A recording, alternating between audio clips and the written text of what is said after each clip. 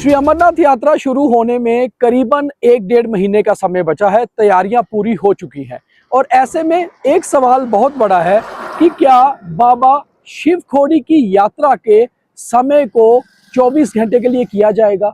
हालांकि शिव खोड़ी धाम और रियासी पौनी के आसपास के बहुत सारे व्यापारी लोग, यहाँ के स्थानीय लोग ये चाहते हैं कि उनके कामकाज में और यात्रा में बेहद गिरावट आ रही है, क्योंकि शिव खोड़ी यात्रा की जो टाइमिंग है वो फिक्स कर दी गई है। कटरा से अगर आपने शिव खोड़ी आना है तो आप 5 बजे के बाद नहीं आ सकते और सुबह भी अर्ली मॉर्निंग नहीं। कारण क्या है? कारण है 9 जून 2024।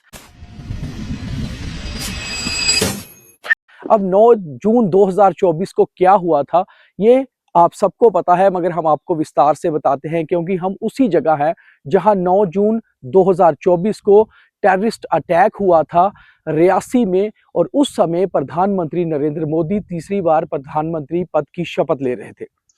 आतंकियों ने इस तरफ आप अगर मेरे इस तरफ से देखें तो मैं आपको बताऊंगा कि ये जो स्थान है, ये स्थान है जो शिव खोड़ी से रियासी की तरफ आता है, और यहाँ से करीबन 200 मीटर दूर एक चेक पोस्ट है। वहां से रियासी और राजौरी जिला अलग अलग होते हैं। रियासी जहां हम इस समय हैं ये रियासी है, और यहाँ से 200 मीटर आगे से राजौरी शुरू हो जाता है। इस तरफ से एक यात्री बस आ रही थी जिसमें 53 लोग सवार थे, जो बाबा शिव खोड़ी धाम की यात्रा करके कटरा की ओर जा रहे थे। और ये सड़क जो आपको दिखती है, यहाँ से करीबन 5 किलोमीटर दूर भारख गांव आता है, उसके आगे करीबन 15 किलोमीटर पौनी आता है, और फिर आगे यही रोड रियासी जिले को जाती है और फिर कटरा जाती है। यही स्पॉट था। यहाँ पर जब बस पहुंची हुई थी, ये सामने जो आप देख रहे हैं यहाँ पर पहाड़ियां हैं, इन पहाड़ियों से ही 2 से 3 आतंकियों ने गोलीबारी शुरू कर दी। आतंकियों ने सीधे बस को निशाना बनाते हुए यहाँ पर गोलीबारी की और इन पहाड़ियों में उसके बाद चले गए।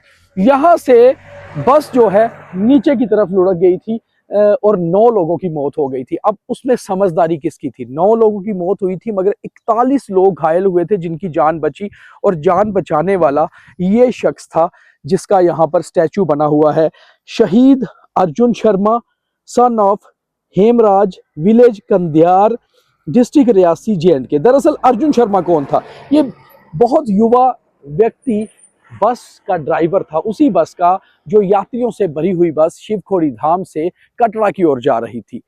और उसके बाद से ही इस यात्रा को सुचारू कर दिया गया, एक टाइम फिक्स कर दिया गया। अब बड़ी बात यह है कि अर्जुन शर्मा जो हैं, उन्होंने बहुत सारे लोगों की जान तो बचाई और बचाने में कामयाबी रहे, और यहाँ से बस नीचे चली गई। फिर रेस्क्यू ऑपरेशन शुरू हुआ, उन्हें सबसे निकालते। आप देख सकते हैं कितना ये मुश्किल जो है ये स्थान था। यहाँ से अगर बस नीचे गई तो कितने लोग जो घायल हुए वो बस के नीचे गिरने से हुए। उसके बाद से लगातार इस इलाके में और आसपास में सुरक्षा जो है वो बहुत कड़ी कर दी गई। सुरक्षा कड़ी कर देने का मतलब होता है, जैसे आप शॉर्ट्स में भी देख रहे हैं, रास्ते में बख्तरबंद गाड़ियां हैं। एसओजी की स्पेशल ऑपरेशन ग्रुप की जम्मू कश्मीर की एक पुलिस की टीम स्पेशली यहाँ तैनात कर दी गई।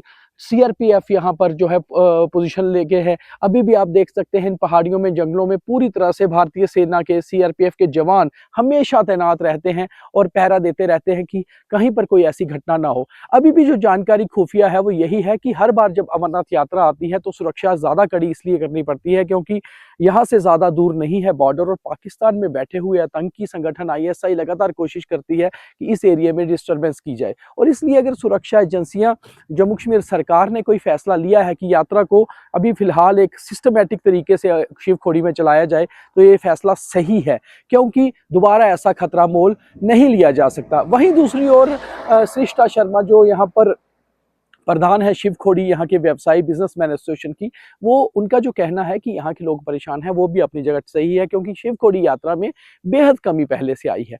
मगर बड़ी बात यह है कि सुरक्षा हमेशा प्रथम तौर पर रहनी चाहिए।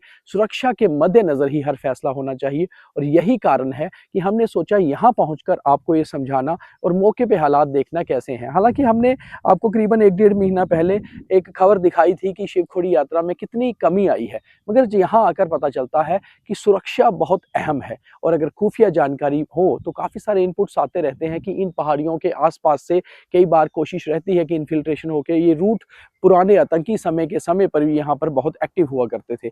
मगर अब जो भी फैसला लिया जाएगा सुरक्षा के लिहाज से लिया जाएगा, मगर कोशिश की जाएगी कि सुरक्षा बढ़ाकर यात्रा में कुछ रियायत मिले ताकि लोगों का भी भला हो, यात्रा भी सुचारू चले और सुरक्षा भी बनी रहे। दीपक खजूरिया, द न्यूज़ रूम 24 आवाज, पौनी, जम्मू।